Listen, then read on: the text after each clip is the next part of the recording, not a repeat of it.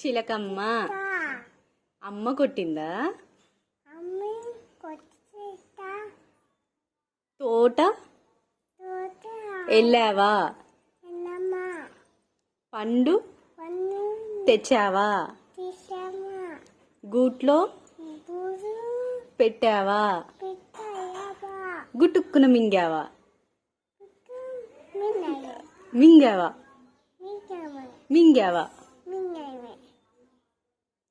మళ్ళీ చెప్పు. చిట్టి చిట్టి చిలకమ్మ అమ్మ కొట్టిందా?